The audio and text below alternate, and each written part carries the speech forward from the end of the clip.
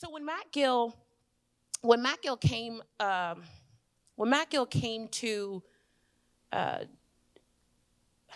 came to a place in his own journey where he said to himself, I think that there's more for me. I have to imagine that at that moment you were like, I don't even know what more is, but I can feel it. It was a moment of realizing that I had done a really great job of the masks. I came from a world of touching millions of people every year. Millions of people. I want you to think about the depth of what happens when you don't tell your story. This is not just about you.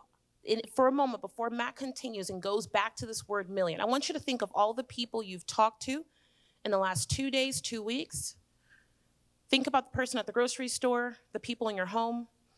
If you work inside of an organization and you pass 30, 40 people in that day, maybe you're part of a non-for-profit or you volunteer on Sundays. Some of you might be stuck in usher land. And you saw 200-300 people in the last couple of weeks. Put a number to your mind on how many people were within your proximity in person, and then add in whatever number that was or that is online. If you put up one post, if you have put up one post, commented on one person's post, liked a post on any social media platform in the last 2 to 3 weeks, I want you to get a number in your mind for how many people were within your palm and your grasp. Get a number. For everybody in this room, it's over 1,000. Think about that just for a moment before Matt even goes any further. This is 1,000 people. That's 500 people that you, your story, yourself, the essence of who you are, was in connection with. So Matt, at this point, millions of people. Mastering the story, mastering looking good, talking about, teaching about self-love, teaching about self-acceptance, teaching about how to deal with the emotions that you're feeling, and teaching others. But yet I would never step on stage and say that I was gay. I would talk about my journey of self-love. I would talk about the crystal meth and how I would numb myself because I didn't love how I was being. But I didn't love how I was being because I wasn't being honest that I was gay. Why? Because I came from a very Latino family where my father was very machismo. Very like, he's a LA County Fire Chief. He's got a big role. A lot of people know him. And then I'm stepping on stage and touching millions, traveling around the world. But yet I would go to bed and being like, damn, there's so much more to tell him. There's so much more to tell because only half of him is out loud. Only half of him is public. Or if that. It wasn't until the moment that I stepped here and I got challenged by somebody. We'll use the word challenge. I like challenge. It's a good word. More like threatened. Real talk, she said, listen, if you're not going to do this, you can't work with me. I can't be your coach. I can't have you going out teaching people how to own their story and to go out and tell their story if you're not willing to do it yourself. And so she said, because then you're going to be living a lie, and I can't be part of a lie. Mm-hmm. And I'm going to make you pay every single dollar in the contract you've already signed. Mm-hmm.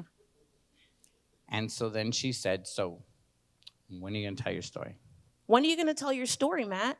And then Matt was like, you want me to tell my story now? Matt's like, you want me to tell the world that I'm gay? I'm like, Matt, you're in your 40s. What are you talking about? You've been gay for the last 40 years. We don't have to bring up the number. Like, hold up. We don't got to bring up the number now. What are we talking about, Matt? Hold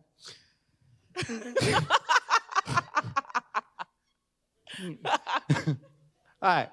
So I was somewhere between my 30s and 40s. Somewhere in between there. Or as we talk about in the office, 27. 28. Oh, I just had a birthday. We just had birthdays, so 28. All right. But I looked at her and I was like, wait a minute, you want okay.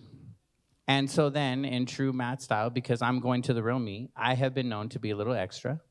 I like Why are you laughing? He didn't just say I've been known to be extra. He's like a little, and I'm like little. Why are you laughing? Are we lying? A little we just extra. talk about telling the And truth? so I'm thinking, okay, full production. I got to get a studio. You guys have to get this visual because Matt and I have had a 7-hour day. We're in this huge room. The lights, we're in Los Angeles, right in North Hollywood. The lights have gone down, and Matt is sitting now, or he's standing. He's in front of me like this. And the backpacks are here. We're shutting this room down because we're done. And I'm like, Matt, you got to go tell your story. He loses it. He tells me the 300 reasons why he can't. I have a gentle nudge encouraging him why he needs to go and tell his story. There was no gentle. Let's it was be clear. gentle. It was very friendly. There was no gentle. It was no gentle. It was very, very friendly. And then Matt, after some encouraging words exchanged between us, that's the narrative I'm sticking with. Yeah, all right, we'll go with it. Matt said, okay, fine. Now, what's so important for me about this moment is the first thing he did is he took out his phone and he starts looking at his phone, and he's looking at date. He's about to reach out to people. Yep. And Matt's like, okay, well, I need time to get the camera. He's like, I can call this guy. And then he starts sending people text messages, but I'm lost because I don't get what he's doing. And so like at least 2 minutes go by. And I'm like, Matt, what are you doing? And he's like, I'm getting the people ready. I'm getting the people ready so that I can get the story told.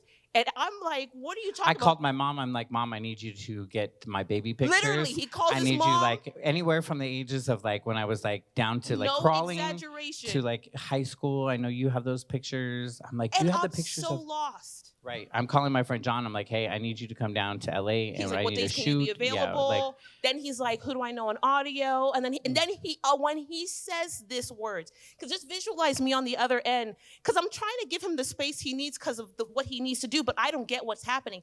But the moment when he says, we could probably get to the beach between 4 and 6. And I'm like, beach for what? Because Matt's like, I'm going to be strolling. I have extras lined to up. The camera. He's like, I've got to get a couple of extras who can meet us at the beach. Matt has a full-fledged production, like a multimedia video that he's going to produce that's 19 minutes long with 17 people. And all my friends, I was calling, they're like, what are you doing? I'm like, I don't know. This bitch got me saying some stuff. And I got to do my story. Mad. But I'll tell you about it later. But listen, do you have that? Do you have this right. weekend available? And finally I say, Matt Gill, you're going to produce a production to do this? He goes, how else am I supposed to do it? And I said, what? You're going to turn on Facebook Live and press start. And Matt looked so mad. He looked at me like I had said, underwear, eat them all, you know? And he was just like, you want me to turn on Facebook Live? So in this moment, there's this silence and the truth. Yes, Matt, I'd like you to just go out to the world since you have thousands and thousands of people who follow you, and simply press start and look at the camera. You can do this in your house with no lights and say, I have something to tell you. And then I asked, can I add music? Then he goes, can I have music? He goes, can I use a tool so at least I can do a countdown before it begins? And I'm like, no, you can't do any of that. But I want you to realize that all of this are the beautiful tactical ways that we distract ourselves from getting to the distance goal. in between where we are and what we need to accomplish. So the goal is over there, and we've got, I'm putting in all of these people, all of these things that have to happen in order for me to tell my story. Correct. When the truth is, I already had the power to do that right here. I already had the power to do it this entire time. March 1st. So Matt, when are you going to do it? Well, I have this family vacation coming up. And then he started with other distractions. No bullshit. He's like, I've got a family vacation coming up. We're all getting together in this city. And then I'm supposed to be flying to such and such and such. I had just signed a contract with a church. Now, get this. This was actually one of the big things as well. I got contracted to come and bring a teen workshop to Delaware. Oh, yeah, that's right. On the Delaware. East Coast. Yep, in Delaware with a church. And here I am. I am going to publicly come out on March 1st. He was so mad. He's like, Tiffany, they're not going to let me back in the church. I'm going to lose this. I am doing this workshop March 5th. So I had then, I'm like, in integrity, and understanding that, hey, I know what my experience has been with the church. I am going to melt and burn in hell the minute I step inside of this church, according to them. So I'm like, I can't do this. So I called her and I called the pastor and I was like, hey, I said, I need to let you know of something. I need to let you know something I'm going to do. I'm going to, and she knew that I was gay. I was a husband and wife. She already knew that he knew. But they, and they still loved me. They were like, yeah, even before. So I said, but I understand that you are the pastor in the first family of the church, and so I need to, and she goes, Matt, she said, God already put it in my spirit for you to be here and that you're going to serve the teens. We don't care about that. If God put it in our heart for you to be here, you need to be here. And I was like, damn it. Because then I was like, wait, that was going to be my escape. I can't do it until March 7th now. Listen, so you know what the best part about this is? Why I'm just sitting here laughing? Because I remember this story. So just visualize that Matt's in front of me trying to have a polite conversation about whether or not he should or shouldn't do it. And Matt turns to me. He goes, Tiffany, listen, I have hid this for the last 40-something years. Nobody knows I'm gay. And I said, Matt, I don't want to be the one to tell you, but everybody knows you're gay. And he's like, no, they don't. He goes, I go out of my way to make sure that when I'm in churches and environments like that even in my own church, he changes his appearance and certain things so that he doesn't look gay. And I was like, Matt, I don't know how to tell you this, but we all know already. And Matt is like, really? How? yeah, literally. He's like, how? How would people know? And he's like, what gives it away? And I was like, we're not doing that now. But it's the dancing. It's the truth. He was like, what gives it away? So I tell Matt that he has to pick a date. Right now, I'm going to challenge you to pick a date. I need you to pick your date. In this moment, I said to Matt, hey, listen, it is February 22nd. I am giving you exactly 10 days. What day is it going to be? He opens up his phone, and I say, what day of the week are we gunning for? He's like, you know what? What about a Tuesday? I'm like, no one's home on a Tuesday. Let's do Sunday. Everybody's home on Sunday. Everybody will see your notification that says Matt Gill is live. Perfect. They'll all be there, and they're going to click it. So what is your date? For Matt, it was March 1st at 3 p.m. It's like an anniversary between us. Mm-hmm. One that we acknowledge and we celebrate because it's a pretty big deal. Setting the date allows you to create a foundation for what comes next. It allows you to create a foundation for what comes next. I was like, Matt Gill, I can absolutely help you get to the moon, stars, and all of the above. But first, we got to stand on solid ground and we got to do it together. And here's where it starts. What by when? Everything in my life is dictated and ran by a concept where I want to know from myself and my team and anybody else, what by when? What's going to happen and when is it going to happen?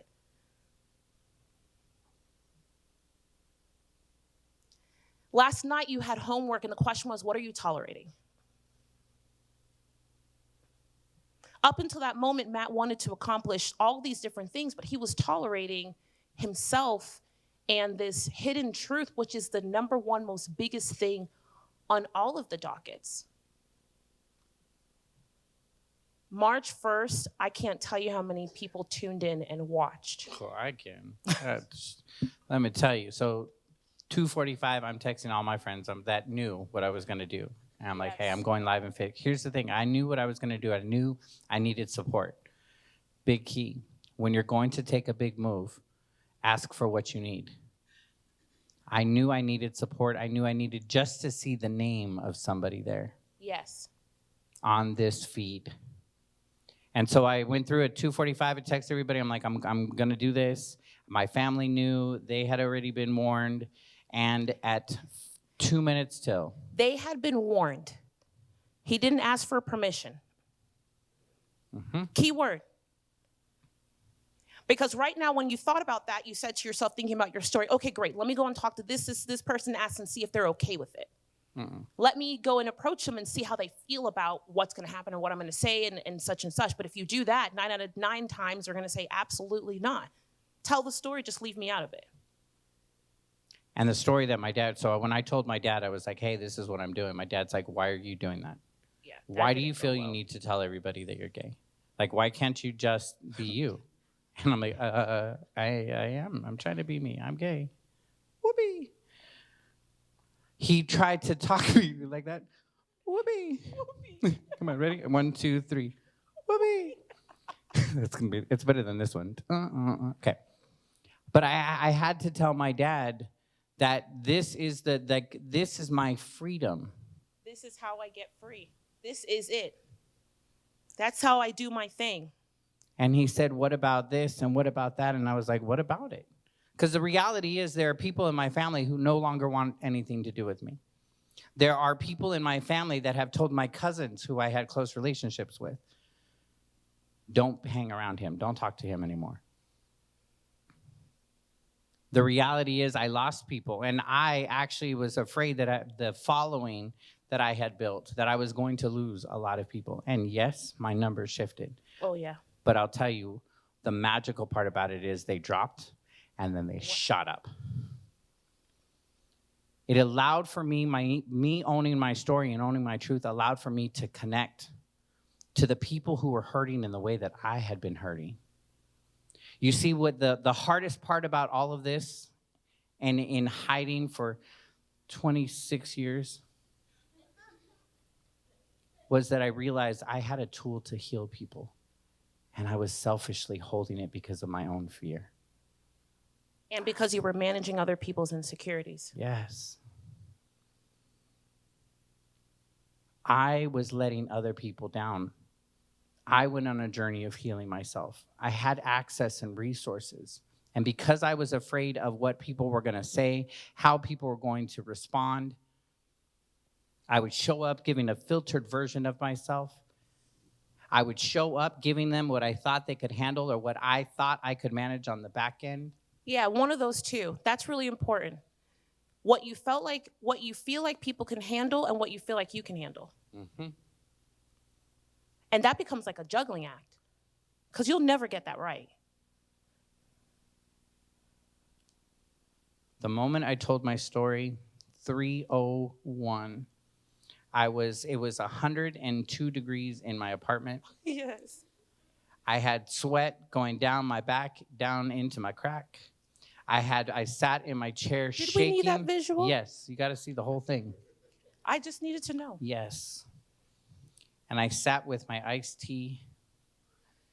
And I said, Lord, are we really going to do this? Yeah, Matt was really like, I really don't want to do this. 2:58, 2:59. And I pressed go live. And I was very excited for the first, I'm going to use the word excited because the number was at 22 for like the first 4 to 5 minutes. I thought this is going to be good. Okay. Yep. I can do this. Like, whew. 22, that means 22 people who are watching. In his mind, he was like, no one's going to see this perfect. Carmen was there. Carmen was there. And I saw that number jump from 22, and it kept going up. And then it kind of held at 53 for a minute. And I was like, oh, it's 53 people. That's all right. Used to a couple thousand, on bigger stuff that I've done, so I can handle this. Then I saw it jump to 125. I'm like, shit. And I hadn't got to the good stuff yet, right? I was like trying to dance around and figure out. When I saw it get to 300, I was like, oh my God. And that's when I was getting into the juice. Yeah. That's when I was getting into the story. Now, by this time, my voice is already crackling. I'm a wreck. I'm trying to talk. I'm trying to make myself laugh. I am praying. I'm like, Lord, is this really going to happen? I'm watching the comments come in. I'm trying not to pay attention to them, but at the same time, I'm trying to just feel some energy. Just trying to feel something as I begin to feel myself pushing myself. Every word is a push. Every word is a struggle. But with every single word that I say, I feel myself breathing more. Where at one point I thought that I wasn't going to be able to do it, and then all of a sudden, the more that I began this momentum of telling my story and getting into it, I almost felt like I had started the conversation like this, and I began to raise my head and begin to feel stronger. because it was the moment that I gave myself freedom. I didn't have to go to anybody else. I didn't have to go to this guru and get it. I didn't have to ask for permission from my parents to do it. I just had to get one big ass kicking from Tiffany Largie. It was a gentle nudge, Matt. Don't tell people that. It was a gentle nudge. It was a sisterly pat. I began to get access to my real me. It was the moment that I decided I need to be more loving. I need to be more loving of myself. I need to forgive myself for some of the choices that I made in the chaos that I had created. I need to show up and be more courageous. I need to trust people more. I need to be adventurous. I began to pour more of the real me, the things that I already had. The awesome things he already had. Mm-hmm. And what's so great and so cool about this is that this power that he had, this truth that he had, no matter what he decided to do in the space of events, personal development, his family, everybody began to change.